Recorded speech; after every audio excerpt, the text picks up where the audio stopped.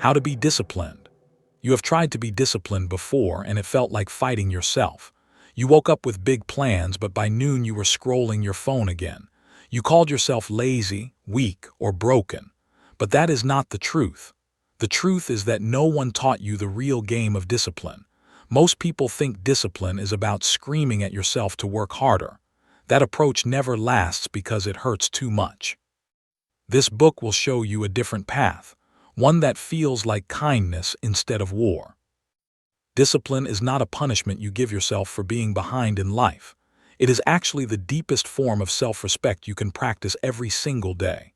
When you are disciplined, you are telling yourself, you matter enough to keep your promises. This book is broken into small, fun, and surprising lessons that will rewire your brain. You will not find long lectures or complicated words here. You will find tiny tricks, weird games, and powerful shifts in thinking. By the time you finish this table of contents and the pages inside, you will see discipline differently. You will see it as your new superpower, not your enemy. Chapter 1. Stop waiting for the feeling. Motivation is like a fireworks show, bright and exciting but gone in a few seconds. You wait for that perfect burst of energy to start your work or your workout, but that burst rarely comes when you actually need it. Most mornings, you feel zero motivation to do the hard thing. That is completely normal and not a sign of failure. Successful people are not more motivated than you are. They have simply stopped waiting for the feeling to arrive before they act. They learned a secret that changes everything about getting things done. The secret is that action comes first, and motivation follows behind like a loyal dog. You do not need to feel ready to take one tiny step forward. That one step wakes up your brain and creates a small spark of energy. Within a few minutes, that spark grows into a small flame of interest. Within 10 minutes, you are actually starting to enjoy the work. This is the opposite of what most people believe about discipline. They think you need to feel inspired before you move your body. But science shows that moving your body creates the inspiration you are waiting for. Think of a rusty water pump that needs a few hard pushes before water flows out. The first pushes are dry and feel useless, but you keep going anyway. Suddenly, cold water rushes out and the pump works easily on its own. Your brain works exactly the same way with discipline. The first 5 minutes of any task will feel awkward and uncomfortable. You might want to quit and check your phone instead. But if you push through that dry period, the flow of focus will arrive naturally. You just have to prime the pump with your actions, not your feelings. Here is a simple trick that disciplined people use every single morning. They promise themselves they will only do the task for 2 minutes, no more. 2 minutes of writing, 2 minutes of cleaning, or 2 minutes of exercise. Your brain cannot argue with 2 minutes because that feels too easy to refuse. After the 2 minutes end, you are allowed to stop completely with no guilt. But here is what usually happens. You keep going because starting was the only hard part. The 2-minute rule destroys procrastination by making the start so small that it feels silly to say no. Try this experiment tomorrow morning on your hardest task. Set a timer for just 2 minutes and begin working before your brain can complain. Do not wait for the mood to strike or for your coffee to kick in. Just move your body and start the smallest possible version of the task. Write one sentence, do one squat, or open one email only. After the timer rings, check in with yourself about how you feel. You will likely feel a strange sense of momentum that was not there before. That momentum is the motivation you were waiting for, but it only appears after you start moving. Repeat this trick every day for 1 full week without missing a single time. You will notice that your resistance to starting will shrink more and more each morning. Your brain will learn a new pattern: action first, feeling second, results always. You will stop being a prisoner of your moods and excuses. You will become someone who can start anything without needing a perfect emotional state. That is the first layer of real discipline, and it does not require willpower. It only requires you to move for 120 seconds. Now close this book and try it before you lose this idea. Chapter 2. The 2-Minute War. Procrastination is not a character flaw. It is a strategy your brain uses to avoid discomfort. Your brain wants to keep you safe inside your comfort zone at all times. Any task that feels boring, hard, or uncertain triggers a small alarm inside your head. That alarm tells you to check your phone, get a snack, or organize your desk instead. You are not being lazy, you are being hijacked by an ancient survival mechanism. The good news is that you can trick this alarm system very easily. The trick is to make the scary task feel so small that the alarm never goes off. This is what we call the 2-minute war against your own hesitation. The 2-minute war works because your brain only fights big, scary-looking monsters. A monster called "write a 10-page report" will always make you run away. But a tiny mouse called "open a blank document and write one sentence" is not threatening at all. You can defeat a tiny mouse in 2 minutes without any struggle or pain. Once you defeat that first mouse, the rest of the monsters become less frightening.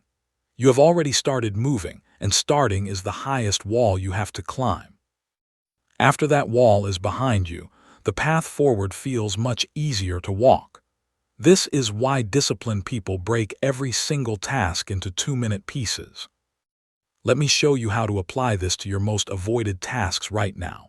If you need to clean your whole house, start by putting away 3 items only. If you need to study for an exam, start by reading 1 paragraph of your textbook. If you need to make a difficult phone call, start by typing the phone number into your phone. If you need to go for a run, start by putting on your shoes and stepping outside. Each of these actions takes less than 2 minutes to complete.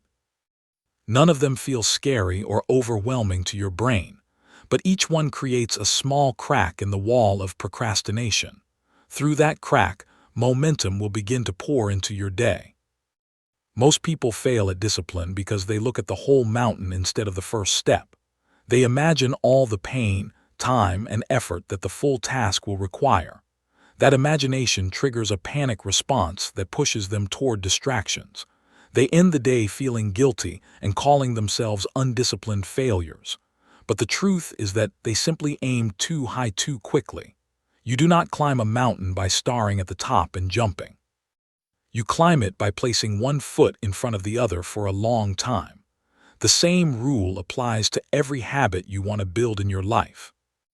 Your only job each morning is to win the 2-minute war against your resistance. Do not think about the whole workout, the whole project, or the whole day. Think only about the first 2 minutes and nothing beyond that point. Give yourself full permission to stop after those 2 minutes pass. You will rarely choose to stop because momentum feels good to your brain, but having permission to stop removes the pressure that causes procrastination. This is a gentle trick that respects your brain's fear while still moving forward. You are not forcing yourself to do anything huge and painful. You are just playing a small game that you always win. Start using this method today on the task you have been avoiding the longest. Time yourself for 2 minutes and laugh at how small that amount of time feels. Notice how your resistance melts away once your hands start moving. Notice how you want to keep going after the timer rings. That wanting is your natural drive, and it was always there underneath the fear. Discipline is not about becoming a robot who never rests. Discipline is about learning how to start without fighting yourself every single time. The 2-minute war is your weapon, and you can use it forever starting now. Chapter 3. Forgive your yesterday self. You carry a heavy weight that nobody told you to put down, the weight of past failures. You remember every morning you slept in when you planned to wake up early. You remember every workout you skipped and every deadline you missed. You replay those moments in your head like a sad movie that never ends. That movie makes you feel guilty, ashamed, and unworthy of trying again. But here is the painful truth. Shame does not create discipline, it destroys it completely. When you feel ashamed, you hide, you avoid, and you give up faster. Shame is the enemy of progress, not the fuel for it. Think about the last time someone yelled at you for making a mistake. Did that yelling make you want to try harder or run away? Most people run away or freeze when they feel attacked and judged. Now realize that you are the person yelling at yourself inside your own head. Every time you fail, you call yourself names and remind yourself of old failures. That inner yelling is worse than anything another person could say to you. It drains your energy, and convinces you that change is impossible for someone like you. Disciplined people have not failed less than you have. They have just forgiven themselves faster. Forgiveness is the secret doorway back into action after a fall. Imagine your best friend came to you feeling sad about breaking their diet yesterday. Would you scream at them and call them weak and lazy? No, you would put a hand on their shoulder and say, "It is okay, try again tomorrow." You would remind them that one bad meal does not erase all their good work. You would encourage them to keep going without any guilt or shame. Now here is the strange question. Why do you not treat yourself with that same kindness? You reserve your harshest criticism for the person who needs your support the most. That is completely backwards, and it is the reason you stay stuck. You cannot hate yourself into becoming someone you love. The most disciplined people in the world have a morning ritual that sounds weird at first. They wake up and say out loud, "I forgive myself for everything I did not do yesterday." They let go of the missed alarm, the uneaten vegetables, and the unread book. They understand that yesterday is a ghost that has no power over today. Carrying that ghost around only makes today harder and heavier than it needs to be. They wipe the slate clean every single morning before they make any plans. This does not mean they ignore their mistakes or pretend nothing happened. It means they learn what they can from the mistake and then drop the shame. Shame has never helped anyone run faster, work harder, or love more deeply. Try this forgiveness experiment for the next 7 days without missing once. Every night before sleep, write down one thing you failed at that day. Then write these exact words next to it. "I forgive myself completely." Say those words out loud while looking at your own eyes in a mirror. Notice how strange and uncomfortable it feels to offer yourself kindness. That discomfort is just a habit of self-criticism that you can break with practice. After 7 days, you will notice a lighter feeling in your chest each morning. You will stop avoiding your goals because you are no longer afraid of failing. You will know that even if you fall, you will forgive yourself and stand back up. This is not soft thinking or an excuse to be lazy. It is strategic discipline building. When you remove shame, you remove the fear that causes procrastination in the first place. You stop hiding from your to-do list because failure no longer feels like a disaster. You become brave enough to try hard things without needing perfection. You become someone who falls down 7 times and stands up 8 times easily. That is the definition of discipline, not never falling, but always rising again. Forgive your yesterday self completely and fully right now. Then watch how much easier tomorrow becomes when you are not carrying that heavy weight anymore. Chapter 4. Make your future self a hero. There is a person living in your future who is counting on you right now. That person is you, but 3 months older, wiser, and further down the road. That future version of you will wake up one day and look back at today. They will either feel grateful for your choices or disappointed by your laziness. Every single decision you make today sends a gift or a burden to that future person. If you exercise today, your future self feels stronger and more energetic. If you save money today, your future self feels safer and less stressed. If you learn a skill today, your future self has more opportunities and freedom. This is not just a cute imagination game. It is a powerful psychological trick used by successful people. Your brain cares more about other people than it cares about your current self. That sounds strange, but think about how hard you work for a friend who needs help. You will wake up early to help a friend move without complaining at all, but you will struggle to wake up early for your own workout that same morning. Your brain sees your present self as someone who can wait and suffer later.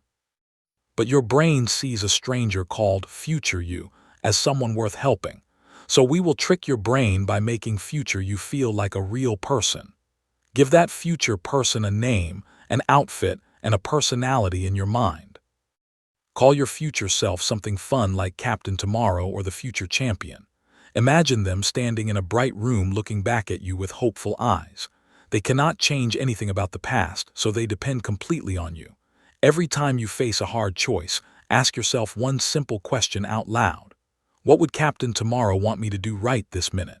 Would they want the cookie or the healthy meal? Would they want the scroll or the study session? Would they want the snooze button or the morning run? That question cuts through your lazy excuses like a hot knife through butter. Your future self has already lived through the pain of your undisciplined days. They remember how it felt to be overweight, broke, or unprepared for important moments. They do not want to feel that pain again, but they cannot go back to fix it. Only you, standing here in the present moment, can change their story. When you choose discipline today, you are not suffering for no reason. You are sending a love letter forward in time to the person you will become. That person will open that letter and feel warmth, pride, and deep gratitude.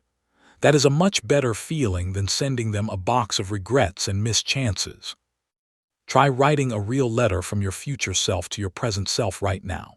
Date it 1 year from today and describe how your life has improved. Write about the muscles you built, the money you saved, and the skills you learned. Then write about how thankful you are that your past self made those hard choices. Keep that letter somewhere you can read it every morning before you start your day. When you feel weak, read the letter and remember who is counting on you.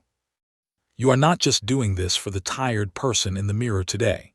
You are doing this for the powerful, proud person who will wake up tomorrow morning. This shift in thinking turns discipline from a punishment into a gift-giving mission. You stop asking, "Do I feel like doing this right now?" You start asking, "What can I give to my future self today?" That question fills you with purpose instead of resistance and dread. You become a hero in your own story, not because you are perfect, but because you care. You care enough about tomorrow to suffer a little bit today for a better life. That is not weakness. That is the deepest strength a human being can have. Start thinking about your future self as a real person who deserves your best effort. Then go do one thing today that will make that person smile tomorrow morning. Chapter 5: The One-Plate Rule. Most people fail at discipline because they try to eat the whole buffet at once. They wake up with a huge list of goals, habits, and changes to make immediately. They will exercise, eat healthy, wake up early, meditate, and learn a new language. That sounds impressive, but it is actually a guaranteed recipe for failure and burnout. Your brain can only focus on changing one behavior at a time effectively. When you pile on 10 changes at once, your willpower runs out by 9 in the morning. You feel overwhelmed, you fail at everything, and you call yourself weak again. This is not weakness, it is just bad strategy that ignores how human brains work. The one-plate rule is simple and has saved thousands of people from quitting their goals. Imagine you are at a buffet and you can only fit food on one small plate. You cannot take the whole buffet table home with you. That would be impossible. So you choose the most important food and leave the rest for another day. Discipline works exactly the same way with your habits and goals. You can only work on one major habit at a time without breaking down. Everything else must wait patiently while you build that single habit strongly. Trying to build 2 habits at once is like juggling 2 chainsaws, dangerous and foolish. Choose your one-plate habit very carefully based on what matters most right now. Do not choose the habit that sounds most impressive to other people. Choose the habit that will unlock all the other habits you want later. For example, waking up early often unlocks time for exercise, planning, and learning. Drinking more water often unlocks better energy, mood, and focus for everything else. Exercising regularly often unlocks healthier eating, better sleep, and more confidence. Find the one domino that will knock down all the other dominoes behind it. That is your one plate, and you will not add anything else until it is solid. Now give yourself 30 full days to work on only that one habit with no exceptions. Do not add a second habit on day 3 because you feel excited and confident. That excitement is a trap that leads to the same burnout you have felt before. Your only job for 30 days is to make that one habit automatic and easy. You want it to feel strange and wrong when you do not do that habit each day. You want it to require 0 willpower and 0 arguing inside your head. That takes about 30 days of consistent practice without adding other demands. Be patient like a gardener who does not pull up seeds to check if they are growing. During these 30 days, you are allowed to be lazy about everything else on your list. You can eat junk food, skip other workouts, and stay up late watching shows. The one-plate rule says you ignore all other improvements until the first one sticks. This removes the pressure that makes most people quit their goals within 2 weeks. You no longer have to be perfect at 10 things at the same time. You just have to be good at one thing while being kind to yourself about the rest. That is so easy that your brain will not fight you or make excuses. Easy things get done, and done things become habits, and habits become your new identity. After 30 days, your one habit will feel like brushing your teeth, automatic and simple. Only then can you add a second plate to your buffet of discipline.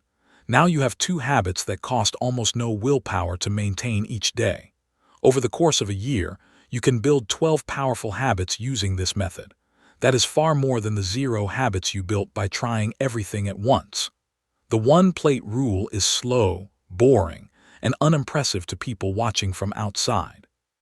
But it works every single time for every single person who follows it honestly. Choose your one plate today and ignore everything else for the next month completely. Chapter 6. Design a dumb-proof day. Willpower is a limited resource that runs out faster than you think it does. Every decision you make, no matter how small, drains a little energy from your brain. Deciding what to wear, what to eat, and what to do first all cost willpower. By the afternoon, your willpower tank is empty and you make lazy choices. This is why diets fail at night and why workouts get skipped after work. You are not weak, you are just trying to use a resource that has already run dry. The solution is not to find more willpower. That does not exist. The solution is to design your day so you barely need willpower at all. A dumb-proof environment is one where the right choice is easier than the wrong choice. You want your good habits to be effortless and your bad habits to be annoying. For example, put your running shoes right next to your bed before you sleep. In the morning, you would have to move them to walk anywhere in your room. That tiny friction makes you more likely to put them on and go outside. Now do the opposite with your bad habits, make them hard to access. Put your phone in another room while you work so scrolling takes real effort. Hide the junk food in a high cabinet behind healthy food that is easy to see. Small changes in your environment create massive changes in your behavior without fighting. Let me show you how to dumb-proof your morning routine in 5 simple steps tonight. First, lay out your workout clothes exactly where you will see them when you wake up. Second, put your alarm clock across the room so you have to stand up to turn it off. Third, place a glass of water and your vitamins right next to that alarm clock. Fourth, remove your phone charger from your bedroom so you cannot scroll in bed. Fifth, write down your one most important task on a sticky note on your bathroom mirror. Now your morning requires 0 decisions and 0 willpower to start correctly. You just follow the path your environment has already built for you. Your workspace needs the same dumb-proof design to protect your focus during the day. Close all unnecessary tabs on your computer before you finish work each evening. Use an app that blocks distracting websites during your deep work hours. Keep a clean water bottle and a healthy snack within arm's reach at your desk. Turn off all notifications except emergency calls from important people. Put a physical notebook next to you to capture random thoughts that try to distract you. Each of these changes removes a choice that would otherwise drain your willpower. You are not fighting temptation. You are making temptation invisible and hard to reach. That is smarter than being a hero who battles distraction all day long. Your evening routine needs the same treatment to protect your sleep and tomorrow's energy. Set a specific time when all screens turn off and phones go into another room. Place a book and a dim light on your bedside table for relaxing before sleep. Prepare your breakfast and lunch tomorrow so morning decisions are already made. Pack your work bag with everything you need for the next day ahead of time. Write down tomorrow's one-plate task before you close your eyes to sleep. These small actions take 10 minutes tonight but save hours of struggle tomorrow. You wake up feeling like a disciplined person because your environment forces you to be one. Review your environment every Sunday and ask one powerful question about each space. What is making the right choice hard and the wrong choice easy right now? Then flip that equation by moving things around or removing obstacles completely. Do not wait until you feel motivated to fix your environment later. Fix it now when you are reading this sentence and thinking about it clearly. Your environment is stronger than your willpower on your best day. Stop fighting that fact and start using it as your secret weapon instead. Design a dumb-proof world around you, and discipline will feel like floating downstream. Chapter 7. The 85% Rule. Perfectionism is the silent killer of more dreams than laziness ever could be. You wait for the perfect moment, the perfect mood, and the perfect plan before you start. You believe that if you cannot do something perfectly, you should not do it at all. That belief sounds noble, but it is actually a clever excuse to avoid trying. The truth is that perfect conditions never arrive for anyone, ever. The most successful people in the world work in messy, tired, imperfect conditions daily. They do not wait for 100%. They act at 85% and keep moving forward. The 85% rule will save you from the trap of waiting forever to begin. What does 85% look like in real life for normal people like you? It means you exercise even when you only have 70% of your normal energy. It means you eat a healthy meal even if it is not the healthiest meal possible. It means you study for 20 minutes when you plan to study for 60 minutes. It means you write 2 pages when you hope to write 10 pages today. It means you show up tired, distracted, and unprepared compared to your ideal self. But showing up at 85% beats staying in bed at 0% every single time. The perfect workout you never do gives you 0 results in the real world. The imperfect workout you actually finish builds muscle, burns calories, and builds confidence. Your brain will try to trick you into believing that 85% does not count. It will whisper that you should wait until you feel fresh and excited to start. It will tell you that partial effort is wasted effort and you should just rest instead. That whisper is a lie that comes from the part of your brain that fears failure. If you never start, you never risk failing, and your ego stays safe and comfortable. But you did not open this book to stay safe and comfortable, did you? You opened it because you want to change your life and become disciplined. Change requires action, and action is allowed to be ugly, messy, and incomplete. The 85% rule gives you permission to be human while still moving forward.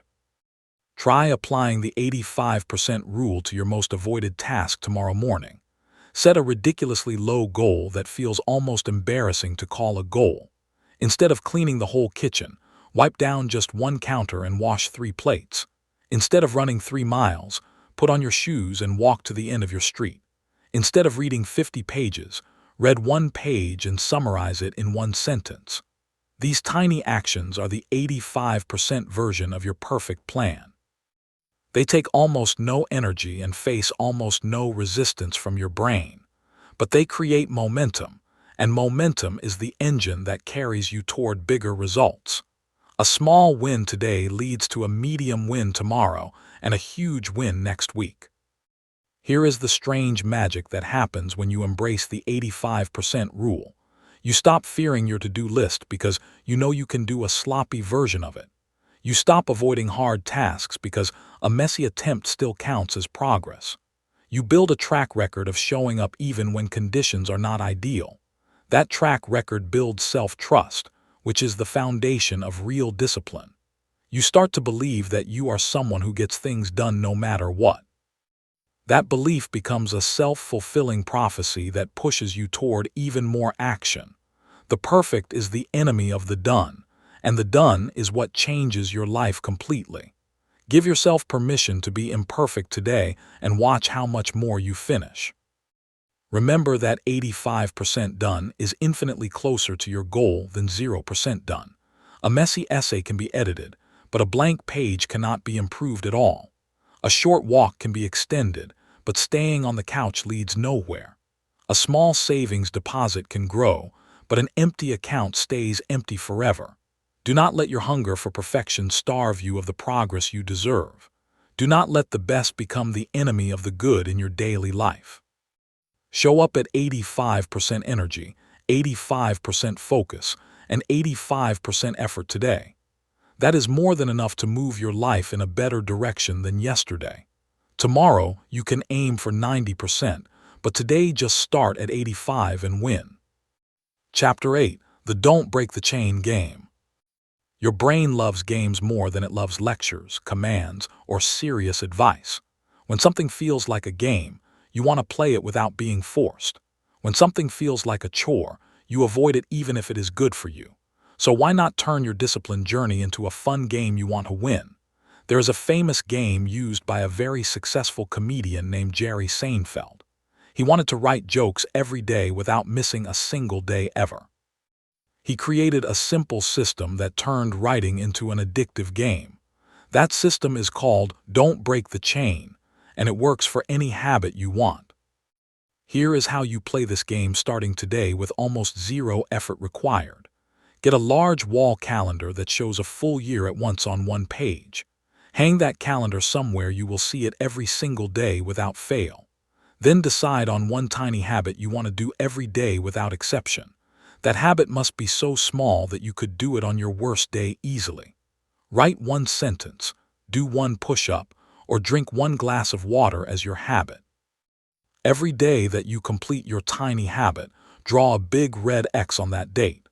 After a few days, you will see a chain of red X's forming on your calendar. Now the game begins, because your brain will hate breaking that beautiful red chain.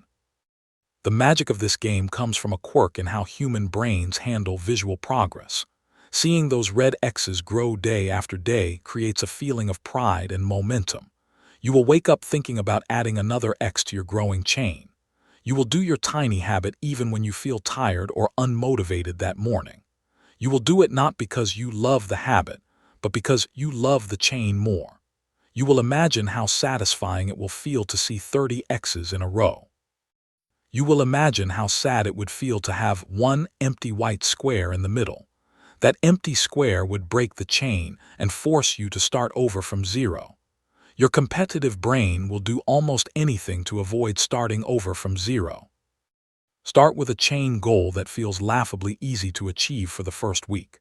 Aim for 7 days in a row without missing your tiny habit even one time. After you hit 7 days, celebrate a little and then aim for 14 days total. After 14 days, the habit will start to feel automatic and strange to skip. After 21 days, you will feel like a different person who just does this thing daily. After 30 days, you will have a beautiful chain of 30 red X's on your calendar. That visual proof of your discipline will make you feel proud and powerful inside. You will not want to break the chain even if someone paid you money to stop. That is how games create discipline without you ever fighting or struggling. You can play this game with multiple habits once you master the first chain. Use a different color pen for each habit on the same calendar if you want. Green X for exercise, blue X for reading, and black X for waking up early. But do not add a second habit until the first chain feels automatic and easy. Adding too many chains too quickly will break all of them at the same time. Remember the one-plate rule from earlier in this book. It applies here too. Build one strong chain, then add another link slowly over time. The Don't Break the Chain game turns discipline from a battle into a playful challenge. You are no longer forcing yourself to be good. You are just trying to win a game. What happens if you miss a day and break your beautiful red chain of X's? You do not quit the game forever. That would be like losing one basketball game and quitting sports. You simply start a new chain the very next day and try to beat your old record. Write down your old record somewhere so you remember what you are trying to beat. Now you have a high score to chase, which makes the game even more exciting. Missing one day does not erase the progress you made before that day at all. Your muscles still grew, your knowledge still increased, and your habits still improved. The only thing you lost was a streak, and streaks can always be rebuilt again. Start your chain today with one tiny X and watch how addictive discipline becomes. Chapter 9. What to do when you fail at 8 a.m. You woke up determined to have a perfect day of discipline and focus. You set your alarm early, laid out your clothes, and made your plan last night. Then your alarm went off and you hit snooze not once but 3 times in a row. By 8 in the morning, you have already broken every promise you made to yourself. You ate a sugary breakfast, scrolled your phone for an hour, and yelled at your kids. Now the rest of the day feels ruined, so why bother trying to be good anymore?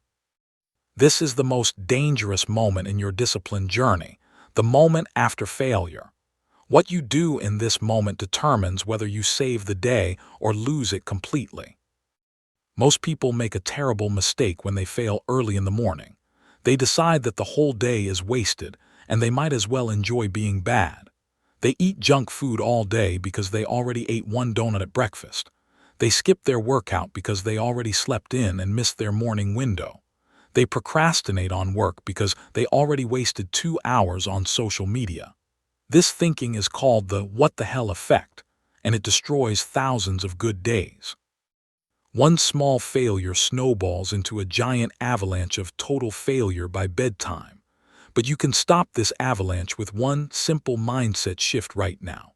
One bad hour does not have to become one bad day at all.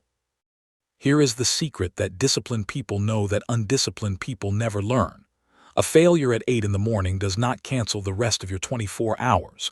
You still have 16 waking hours to make good choices and build momentum. One bad meal is just one bad meal, not permission to eat badly all day long.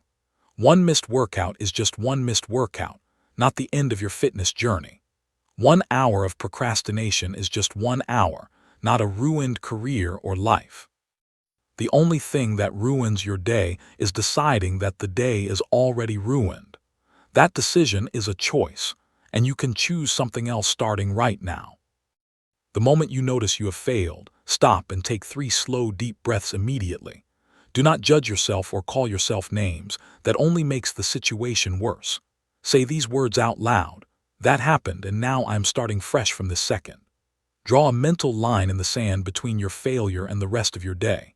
Everything before that line does not matter anymore. It is already gone forever. Everything after that line is a brand new opportunity to show up for yourself.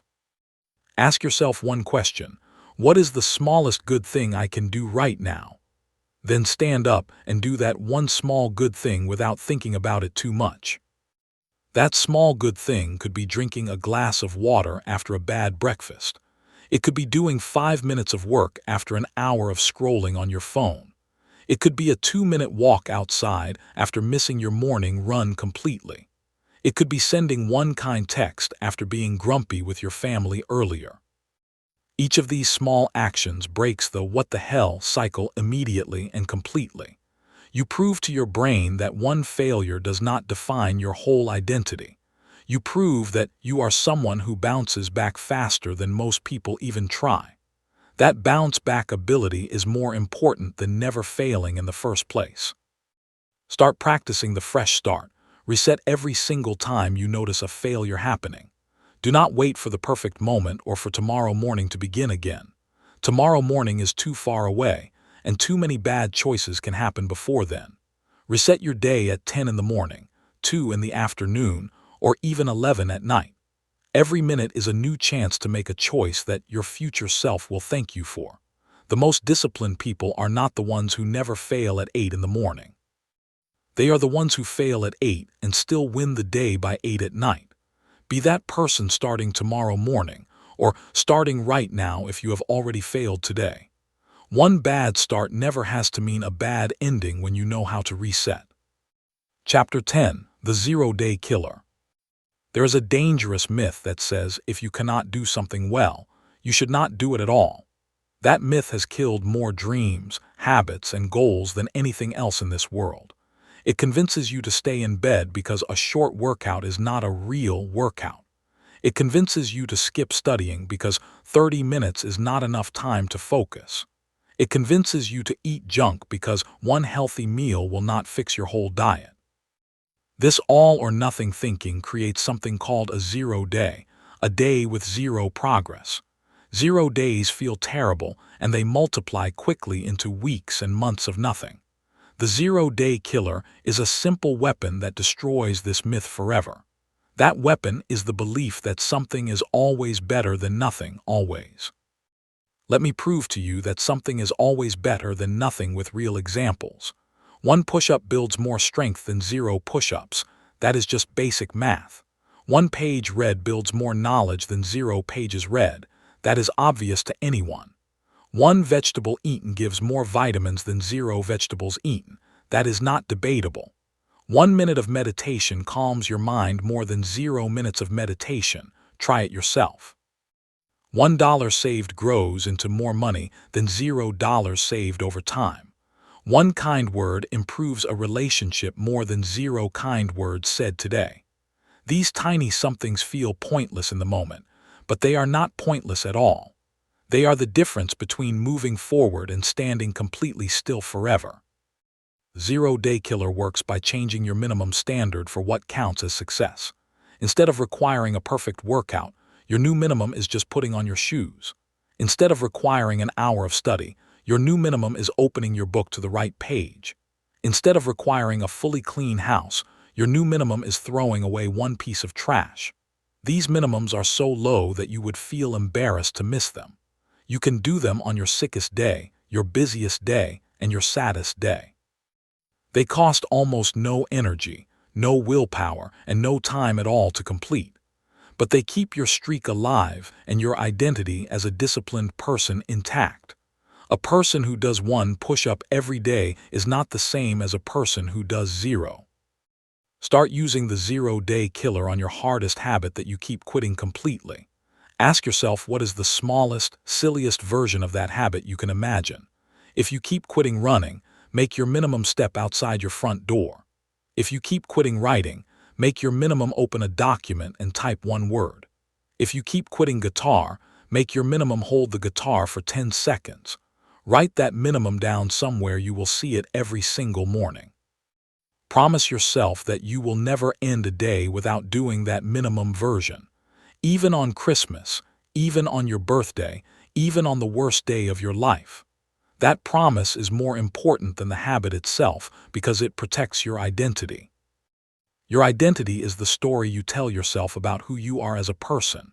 When you say, "I am someone who never misses a day of exercise," that story changes your brain.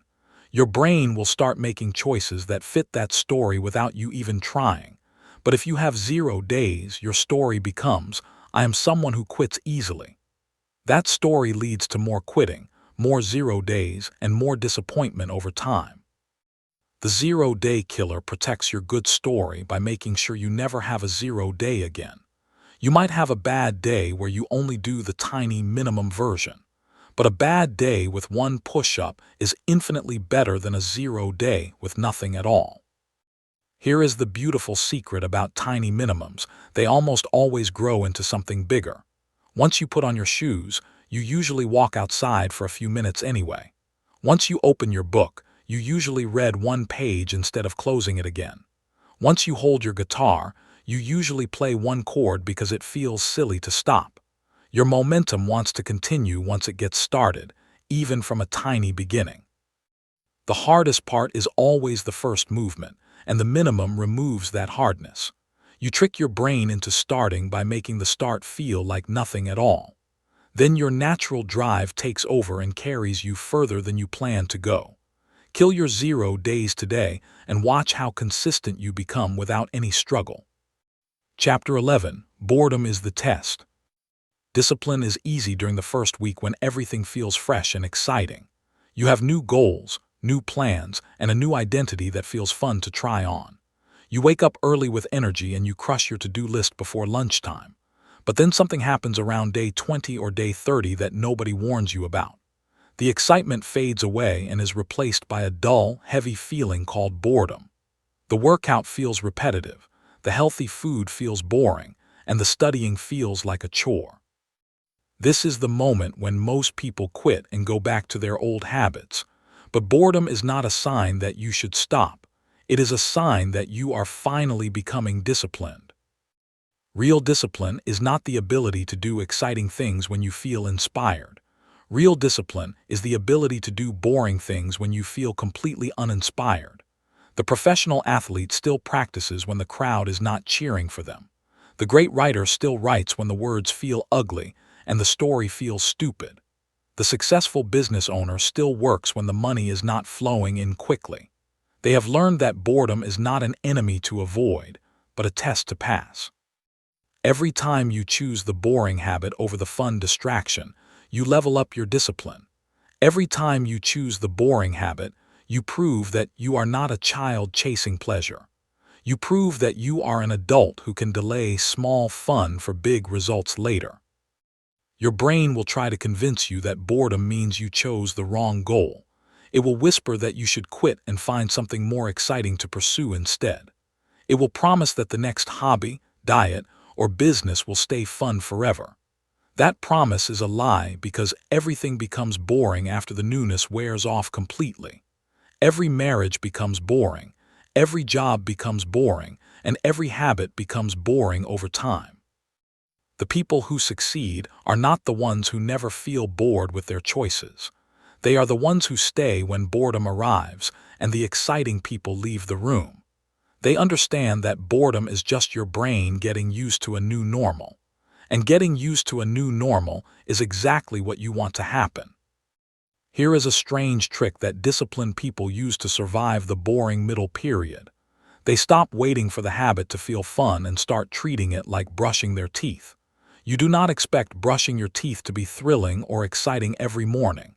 You just do it because it is good for you, and because you are a person who brushes teeth. The same mindset applies to exercise, healthy eating, studying, and working on your goals. Remove the expectation of excitement and replace it with the expectation of neutrality. You are not looking for fun. You are looking for done, complete, and finished today. That shift in expectation removes the disappointment that makes people quit their habits early. You stop asking, "Is this fun?" and start asking, "Did I do it?" Try this experiment the next time you feel bored with an important habit. Say out loud to yourself, "Good, boredom means I am becoming consistent and strong." Thank your boredom for showing up because it means you have stopped being a beginner. Beginners get excitement, but masters get boredom, and masters keep going anyway. Then lower your standards for what a win looks like during this boring period. A boring workout where you show up and move a little still counts as a full win. A boring study session where you only learn one new fact still moves you forward. A boring workday where you finish one small task still builds your future success. You do not need excitement, you just need forward motion, no matter how slow or dull. The boring middle is where most people quit and where most champions are made secretly. Nobody claps for you when you do the same habit for the 40th day in a row. Nobody throws a parade when you eat a healthy lunch on a random Tuesday afternoon. But those uncelebrated actions are the bricks that build the house of your future life. Every boring repetition makes the habit more automatic and less dependent on your mood. Every boring repetition brings you closer to the day when the results finally arrive. The results always arrive for people who survive the boring middle without quitting.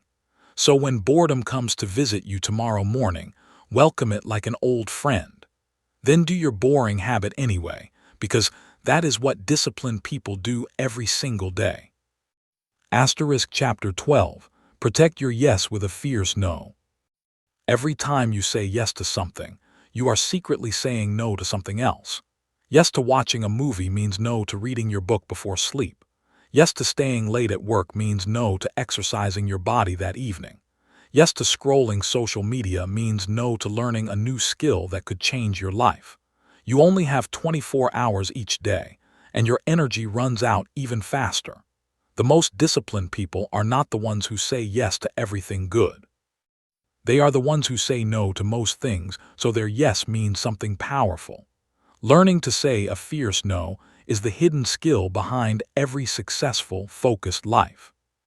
Your phone, your friends, and your own mind will constantly ask you for small yesies all day long. A notification asks for a yes when you look at it instead of working. A coworker asks for a yes when you stop your project to help them with theirs. Your craving asks for a yes when you reach for junk food instead of a healthy meal. Each of these yesies feels small and harmless in the moment it happens, but 10 small yesies spread throughout your day will destroy your discipline completely. You will end the day wondering where all your time and energy disappeared to. You will feel busy but not productive, tired but not accomplished at all. The solution is not more willpower, it is more fierce no's said earlier in the day. A fierce no does not mean being rude, angry, or mean to people who ask for your time. A fierce no means being clear, calm, and certain about what matters most to you. You can say no thank you. I am focusing on something important right now, with a smile. You can say that sounds fun, but I have a prior commitment to myself tonight, kindly. You can silence your notifications without feeling guilty about missing unimportant updates. You can close your door, put on headphones, or turn off your phone for an hour. These actions are not selfish. They are necessary for you to become the person you want to be. Every minute you protect is a minute you can invest in your most important goals instead. Protecting your time is an act of self-respect, not an act of meanness. Start practicing fierce no's with the smallest time wasters in your morning routine today. Say no to checking your phone for the first 30 minutes after you wake up. Say no to reading the news before you have completed your one-plate habit. Say no to a second cup of coffee if it means delaying your workout start time. Say no to a long shower if it means rushing through your morning planning session. Each of these no's feels strange and uncomfortable at first because you are not used to them. But each no gives you back a small slice of time to use for something better. Those small slices add up to hours of focused time by the end of your week. Those hours add up to months of progress by the end of your year. You also need to practice fierce no's with other people who ask for your energy and attention. Your family members will learn to respect your work time if you are consistent about it. Your friends will understand that you cannot answer every text message immediately as it arrives. Your coworkers will find someone else to bother when they see you wearing headphones and focusing. You do not need to explain, justify, or apologize for protecting your most productive hours. You are not available to everyone at every moment, and that is completely fine. The people who love you will want you to succeed in your goals and dreams. The people who do not want you to succeed do not deserve your time and attention anyway. Say no to distractions so you can say a powerful, focused yes to your own growth. Remember that every no you say today is a deposit in the bank of your future self. A no to junk food is a yes to healthier heart and more energy tomorrow. A no to procrastination is a yes to finishing projects and feeling proud of your work. A no to drama and negativity is a yes to peace and focus in your daily life. You do not have unlimited time, energy, or attention in this one life you get. Wasting those resources on things that do not matter is the real tragedy here. Learning to say no is learning to value yourself enough to protect what matters. Start practicing your fierce no today on one small distraction, then another, then another. Your powerful yes is waiting on the other side of all those no's you are afraid to say. Chapter 13, The 30-Day Dare. You have learned many strategies in this book, but now it is time for action. Thinking about discipline is not the same as being disciplined in real life. Reading about exercise does not make your muscles stronger at all. Reading about healthy food does not make your body healthier by itself. You need a challenge that forces you to use everything you have learned so far. That challenge is called the 30-Day Dare, and it will change your self-image forever. The dare is simple. Pick one small habit and do it every single day for 30 days. No excuses, no 0 days, and no breaking the chain for any reason at all. This is not a suggestion, it is a dare, and you are the only one who can accept it. Choose your 30-day dare habit very carefully based on what will help you most right now. The habit must be so small that you could do it on your worst possible day. Do not choose something ambitious like running 5 miles or writing 10 pages daily. Choose something almost laughably easy, like walking outside for 5 minutes each morning.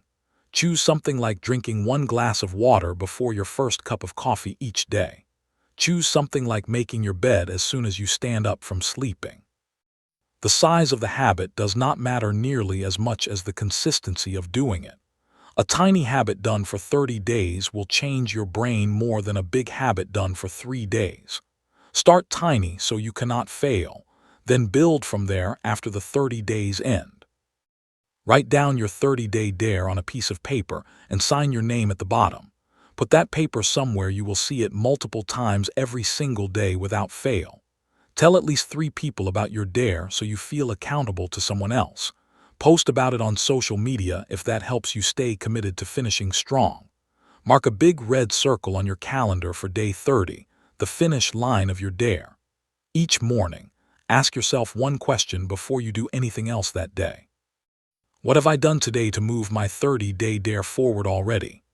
Then do the habit before you check your phone, eat breakfast, or get dressed. The morning is the best time because nothing has gone wrong yet to make you quit. Your brain will try to talk you out of your dare around day 5 or day 6. It will say that the habit is silly and not important enough to keep doing daily. It will say that missing one day will not matter because you can do 2 tomorrow instead. It will say that you are too busy, too tired, or too stressed to keep your promise. These are not facts. They are just excuses dressed up in reasonable-sounding clothes. Your only job is to do the tiny habit anyway while your brain complains loudly. Do not argue with the excuses or try to reason with your tired brain. Just move your body and do the minimum required action without thinking about it too much. Around day 15, something magical will start to happen inside your brain chemistry. The habit will begin to feel automatic and strange to skip on any given morning. You will feel a sense of pride when you look at your calendar of completed days. You will start to identify as someone who keeps promises to themselves consistently. That identity shift is more valuable than the habit itself in the long run. A person who can keep one small promise for 30 days can keep bigger promises too. A person who finishes a 30-day dare is not the same person who started it at all. You are building self-trust, self-respect, and self-discipline all at the same time. That is why the dare is so powerful, even if the habit itself seems tiny and silly. On day 30, celebrate your victory in whatever way feels meaningful to you. Buy yourself a small gift, tell your friends about your achievement, or just smile in the mirror. Then ask yourself what you want to dare yourself to do for the next 30 days. You can keep the same habit and make it slightly bigger or more challenging. You can add a second tiny habit next to the first one you have already mastered. You can choose a completely different area of your life to improve with a new dare. The 30-day dare is not a one-time event. It is a system you repeat forever. Each dare makes you more disciplined than the last dare made you before it. Over 1 year, you can complete 12 dares and transform 12 areas of your life. Accept the dare today, start tomorrow morning, and become someone who finishes what they start. Chapter 14. Find your because. You have learned the how of discipline, the tricks, the games, and the systems. But the how does not matter if you have not found your why underneath it all. Why do you want to be disciplined in the first place, really and truly? If your answer is, I should be more disciplined, that is not strong enough to last.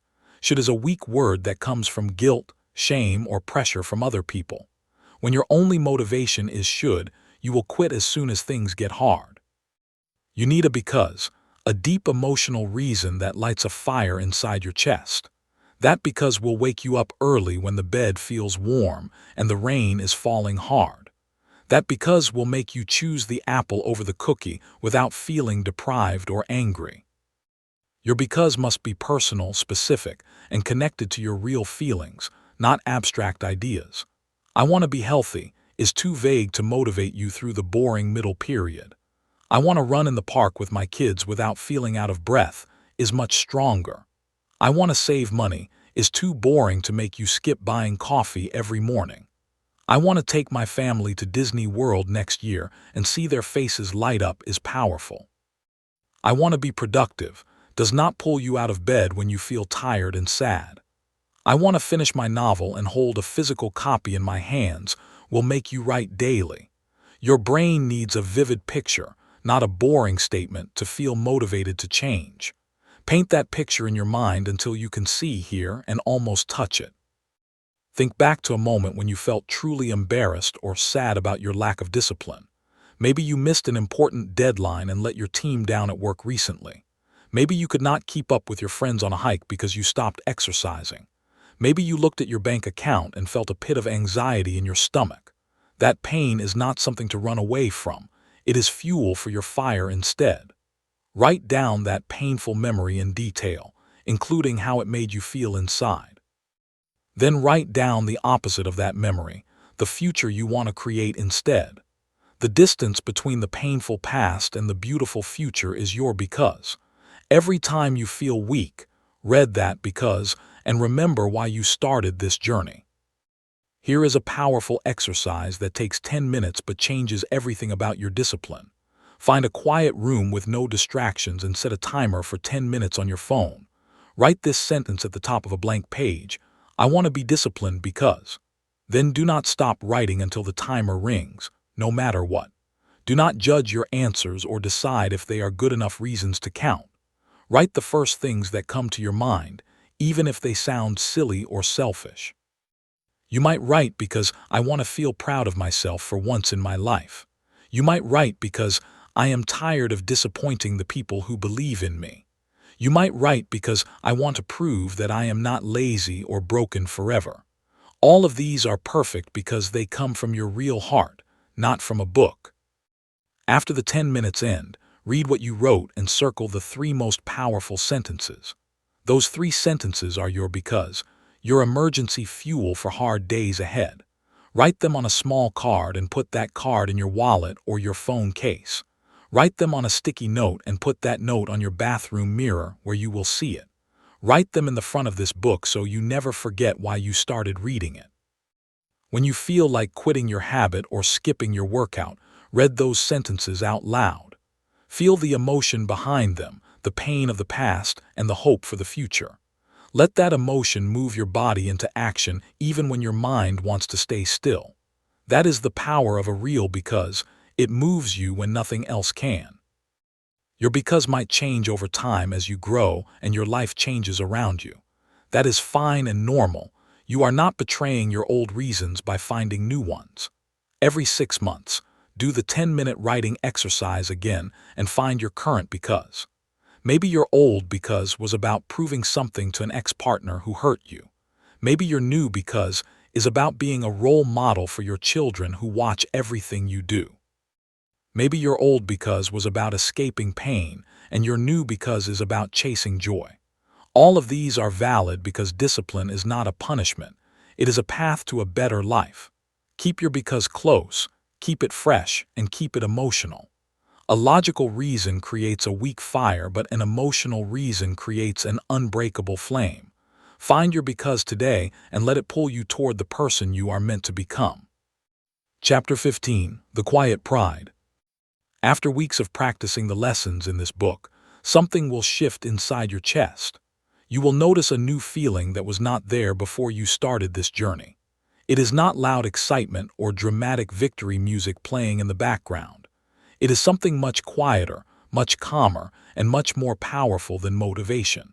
It is a quiet pride that comes from keeping promises you made to yourself over and over again.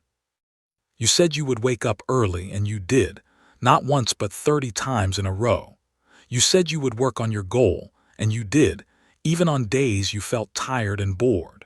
That quiet pride cannot be bought, stolen, or given to you by anyone else in the world.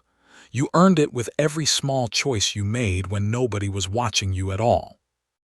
This quiet pride feels different from the fake pride of showing off on social media. Fake pride needs applause, likes, and comments from other people to stay alive. Quiet pride does not care who saw your workout or your healthy meal at lunchtime. Quiet pride does not need a trophy, a promotion, or a congratulations from your boss.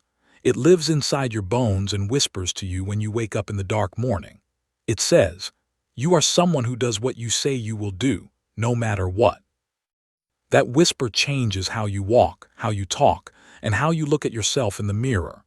You stop seeking validation from outside because you have built validation from inside your own heart. That is freedom, and that is the real reward of discipline, not money or fame. You will notice this quiet pride showing up in small, surprising moments throughout your days. You will feel it when you close your laptop after finishing your most important task first. You will feel it when you choose the stairs over the elevator without even thinking about it. You will feel it when your friends order dessert and you are happy with your water and fruit. You will feel it when your alarm rings and your body gets up before your brain complains.